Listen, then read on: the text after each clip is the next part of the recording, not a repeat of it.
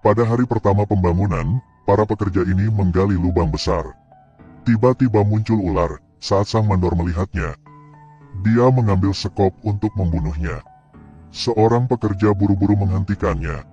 Menurutnya, ular panjang ini menunjukkan pertanda baik, dan ia tidak bisa dibunuh. Melihat ular ini pertanda keberuntungan. Tapi sang Bu sama sekali tidak mau mendengarnya. Dia terus menghajar ular itu sampai mati dengan sekop. Lalu suruh para pekerja untuk terus bekerja. Kalau ketemu ular seperti ini lagi, bunuhnya saja. Bekerja cepat, jangan buang waktu. Sekop ekskavator berlumuran darah. Sekarang semua orang tidak menyadari keseriusan masalah ini. Ketika mereka menggali lebih dalam, seekor ular sepanjang 80 meter tiba-tiba keluar. Pekerja mengoperasikan ekskavator panik. Dia lompat darinya. Orang lain yang melihat ini juga membuang alatnya dan kabur. Mengetahui bahwa anak-anaknya meninggal secara tragis di tangan orang-orang ini. Bagaimana Piton bisa memaafkan mereka? Sang Bu bilang bosnya untuk kabur duluan. Dia akan tinggal dan menghadapinya. Bos sangat ketakutan sehingga dia bergegas bersembunyi di mobil mahalnya.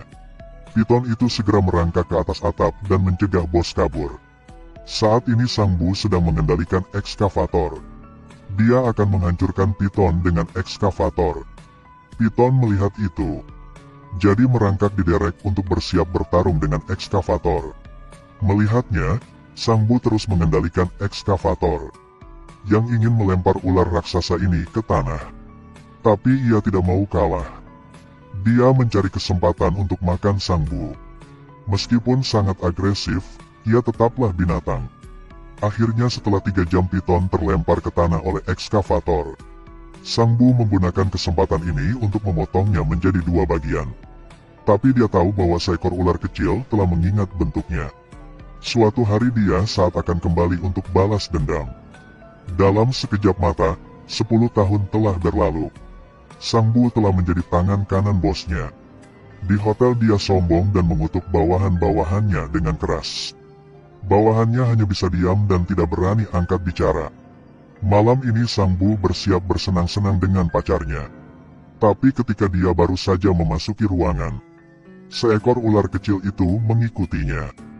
Dan sekarang di lobi hotel semua orang menari dengan gembira.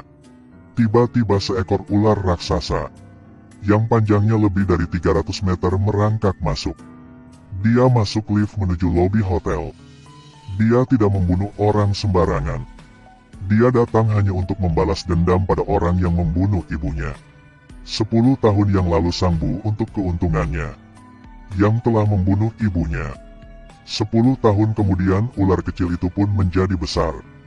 Dia seperti binatang buas kuno yang sangat agresif. Lihat ular sebesar itu. Semuanya lari ketakutan. Tapi ular raksasa itu tidak melihat tamu lain. Ia hanya menatap si botak. Sang Bu menyadari bahwa dia mengincarnya. Jadi dia ingin masuk dalam keramaian dan mengambil kesempatan untuk menyelinap keluar. Sang Bu kabur, dia langsung menemukan Bos Truong. Ceritakan kisah yang terjadi di hotel. Seekor ular raksasa muncul. Tuan Truong menjadi tertarik mendengarnya. Dia menyuruh Sang Bu untuk menangkap ular raksasa itu hidup-hidup.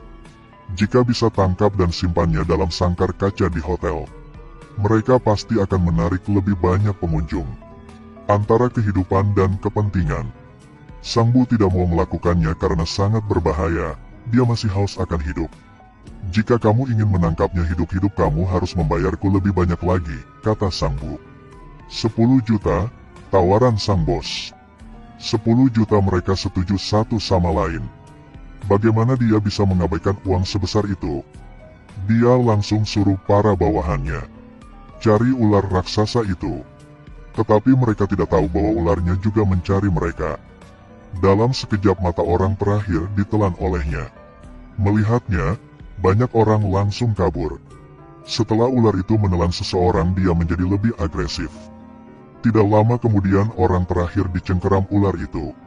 Lalu dia menyerang Sang Bu. Dia buru-buru menarik pelatuk. Ular terkena peluru. Gunakan kesempatan ini untuk mencoba kabur dari rumah. Saat ketiganya mencapai pintu gudang, tiba-tiba Bos Truong membuat pacar Sang Bu pingsan.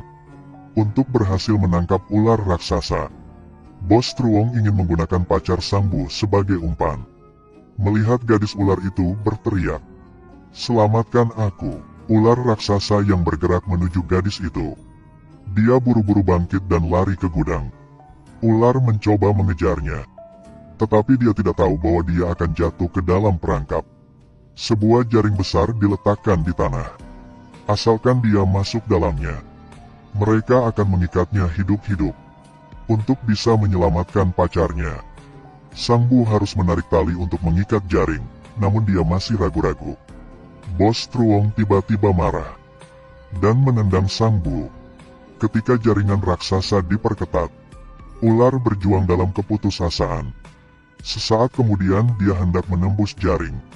Sang Bu mengangkat senjatanya dan hendak menembaknya, tapi dihentikan oleh Bos Truong. Sampai sekarang dia masih ingin menggunakan ular ini untuk mencari uang.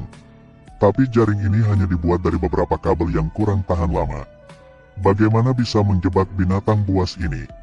Setelah mereka pergi, si ular dengan cepat merobek jaring dan melarikan diri. Saat ini gadis itu tiba-tiba merasakan hawa dingin di punggungnya. Sang Bu juga menyadari ada yang tidak beres. Menoleh, mereka hampir tercengang di tempat. Keduanya langsung kabur. Bos Truong melihat mereka berusaha melarikan diri. Dia tidak menyadarinya sampai dia kembali ke belakang. Ketiganya dikejar sampai jembatan gantung. Ular itu menjatuhkan Bos Truong ke tanah dengan jentikan ekornya. Situasinya sangat berbahaya sekarang. Kali ini tiang listrik jatuh, dia selamat. Ular ditetapkan dan tidak bisa bergerak. Melihat itu Sang Bu langsung tertawa terbahak-bahak. Dia sangat senang. Dia juga datang untuk mengeluarkan isi perut ular itu. Ularnya terangsang sehingga langsung mengeratkan Sang Bu. Akhirnya dia berhasil membalas dendam. Sang Bu meninggal di tempat. Dan Bos Truong yang kejam juga tidak bisa melarikan diri. Akhirnya dia didorong ke danau oleh ular itu.